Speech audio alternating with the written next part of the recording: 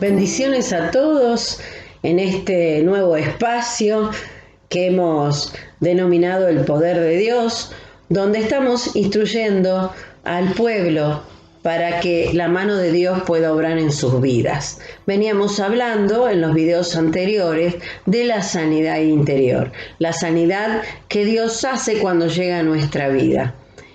Sanidad que a veces lo hace directamente el Espíritu Santo, pero una sanidad interior guiada por los ministros y por el mismo Espíritu Santo para ayudar a sanar todo eso del pasado que tiene que irse de nuestras vidas para ser transformados, ¿no? Recuerdan lo que habíamos hablado y habíamos explicado de qué manera se podía hacer la sanidad, habíamos hablado del proceso. Pero en este día es importante que ustedes sepan que para que esa sanidad se lleve a cabo, para que el Espíritu Santo obre en nuestras vidas, para que eso que nosotros traemos del pasado se vaya, hay puertas que tenemos que cerrar. Mientras esas puertas estén abiertas, la sanidad va a ser limitada.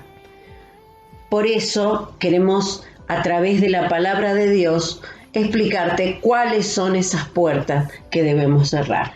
Sí, ¿cómo están, amigos y hermanos? Y así como en nuestra casa, por una cuestión de seguridad, tenemos que cerrar las puertas cuando no estamos, inclusive cuando estamos, algunos ponen reja y otro tipo de seguridad. En nuestra vida espiritual tenemos que tener cuidado también con las puertas que se abren o que dejamos entreabiertas. Y esas puertas son las que deben estar cerradas. ¿A qué puertas me refiero? Puertas de adulterio, puertas de fornicación, de inmundicia, puertas de ira, de enojo, puertas de falta de perdón, puertas de idolatría, puertas de distinto tipo. Habría una lista muy grande. Puertas de raíces de amargura, inclusive puertas de avaricia. Bueno, esto es una puerta para que el enemigo entre y haga cosas que no convienen. Habíamos hablado que el proceso de sanidad interior comienza con un proceso de santidad en nuestra vida para luego permitirle al Espíritu Santo que haga esa obra regeneradora, restauradora de nuestro pasado, de nuestro presente. Así que debemos de tener cuidado. Si hay puertas abiertas, debemos de cerrarla, porque si no, el trabajo de sanidad interior no tiene ningún resultado. O algunos lo abren después, ¿no? Tienen esa tentación de abrir estas puertas que son tan nocivas. Permitimos que el enemigo entre, que haga una obra tremenda y después están las consecuencias. Así que estas puertas que yo mencioné, algunas, tienen que estar muy bien cerradas, con varias llaves, no permitir que se abran bajo ningún concepto porque alteran nuestra salud espiritual. Y después los resultados están a la vista. Y de todas estas puertas que debemos de cerrar, vamos a elegir hoy una de ellas, que es la falta de perdón, para analizarlas. Estaríamos con muchísimos programas por delante para poder tocarlo, no es el propósito, pero sí advertir de que muchos la abren un poquito, creyendo que en cualquier momento la cierran y después no la pueden cerrar y luego las consecuencias están a la vista. Siempre el propósito es que tengamos vida y vida en abundancia, una vida donde Cristo pueda reinar, donde el Espíritu Santo more en nosotros, y estas puertas abiertas contristan al Espíritu y luego padecemos. Queremos que la salud espiritual esté alta, queremos que podamos ministrar en esa área, y vamos a tocar en este momento una de las puertas que tienen que ser tratadas en el caso que esto se verifique, la falta de perdón. Bueno, la falta de perdón, para entender la falta de perdón tenemos que entender lo que es el perdón, primeramente. El perdón no es un sentimiento, no es algo que podamos decidir por sentir algo positivo o bueno ante una persona que nos ofendió. Entonces tenemos que entender el concepto de perdón como una decisión personal de perdonar ante Dios a esa persona, decidiendo, no sintiendo. El sentimiento que obra en el alma, todos sabemos, o para los que no, los sentimientos obran en el alma. El alma está en nuestra mente. Y para nosotros perdonar, necesitamos tomar una decisión con nuestra mente en frío, porque si no, no vamos a poder perdonar. Por eso te estoy dando esta noticia. Mucha gente, cuando uno le habla de que tiene que perdonar, comienza con ese mecanismo de autodefensa de decir, ni loca, ni loco, perdono a esta persona. Me mató a un hijo, me violó, me arruinó la vida, me ultrajó y muchas otras cosas más que podemos sufrir a través de otras personas. Si nosotros tenemos que sentir ganas de perdonar, no lo vamos a hacer. El perdón es un don que proviene de Dios. Es un don divino que se produce cuando yo decido perdonar para obedecer a Dios. En una oración, con un corazón constricto y humillado, poder decirle al Señor, Señor, yo decido perdonar a esta persona. Y la decido perdonar para obedecerte por amor a ti. En ese momento, el Señor suelta el don de perdón y se logra perdonar a la persona que nos dañó tanto.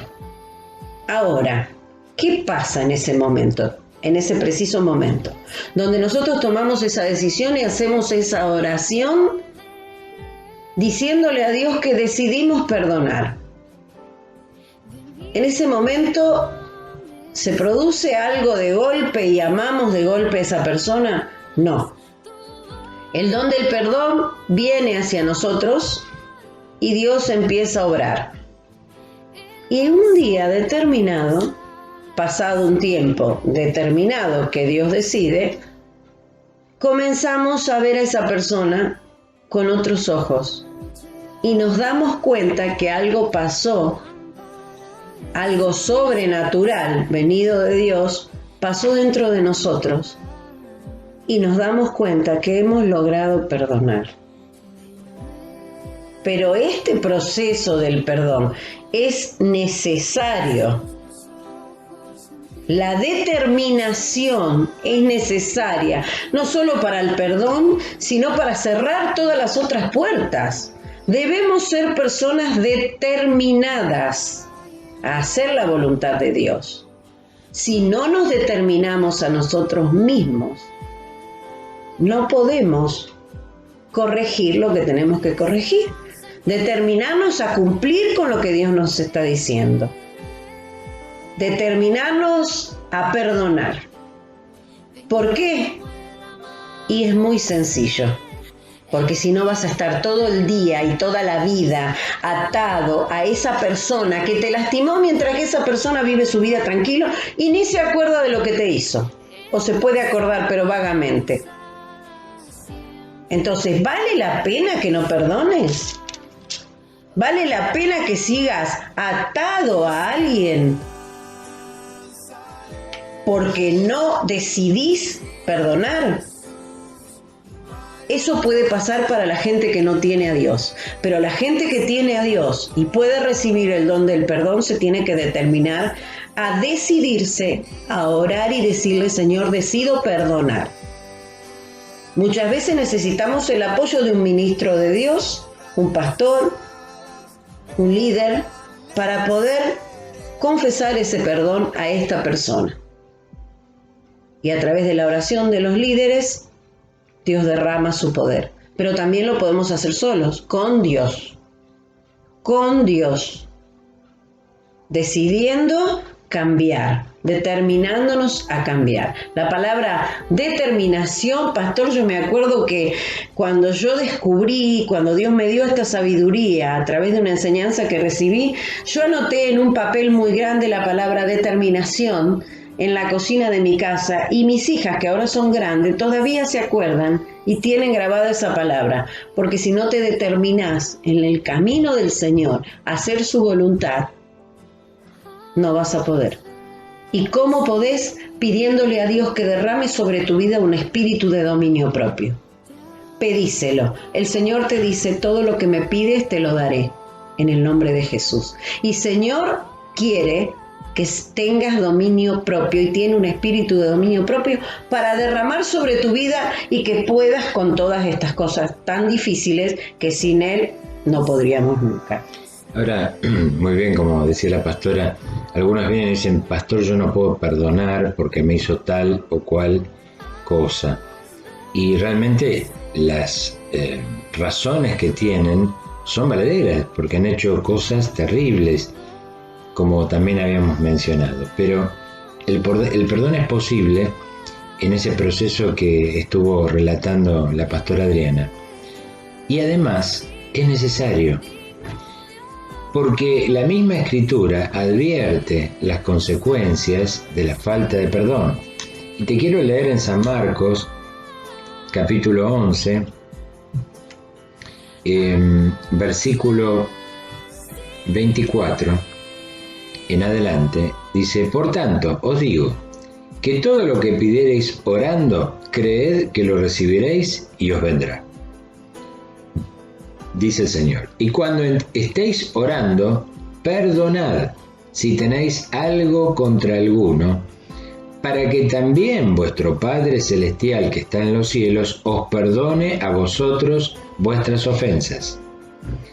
Porque si vosotros no perdonáis, tampoco vuestro Padre que está en los cielos os perdonará vuestras ofensas. Entonces este tema es muy serio. No es que yo puedo decidir: dejo las cosas así, esta persona fue terrible para conmigo, yo no lo perdono. En algunos casos entran sentimientos de odio, deseos de revancha, deseos de que le vaya mal. Bueno, eso es nocivo a un grado extremo, porque dice que esa actitud perniciosa de no perdonar hace que Dios no te perdone tampoco tus ofensas. Entonces, te la ves con Dios en contra. Por eso la recomendación es de que escuches este mensaje y puedas iniciar el proceso de perdonar. En algunos casos es instantáneo, como todo lo que hace Dios. En otros casos es un proceso. A algunos les cuesta mucho, a otros les cuesta poco, pero como decía la pastora, lo importante es la determinación. Te determinás a que esto suceda y te pones en las manos de Dios para que Dios lo haga. Siempre tenemos a Dios de nuestro lado para ayudarnos cuando hay un corazón sincero de lo que está pidiendo y arrepentido, que desea que el cambio se produzca. Asimismo, en Efesios, respaldando esto, capítulo 4 y versículo 32, nos recomienda: antes sed benignos unos con otros, misericordiosos, perdonándoos unos a otros, como Dios también os perdonó a vosotros en Cristo. Así que el tema de perdón no es optativo.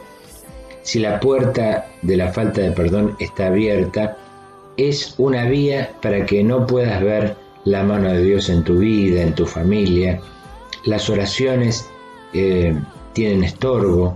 Dios está viendo que hay esa falta de perdón presente, que la llevas durante meses, años, y esto te debilita tu salud espiritual. No podés vivir la plenitud de la vida en Cristo, como habla la palabra, por esta puerta abierta. Que este breve charla pueda ser de tu bendición, y si sos pastor y líder, pongas manos a la obra para que las personas que necesiten puedan recibir esta enseñanza. No pueden quedarse así, tienen que cerrar la puerta en el caso de la falta de perdón, pedirle a Dios que les ayude, perdonar y ser libres completamente de esta carga. Pastora.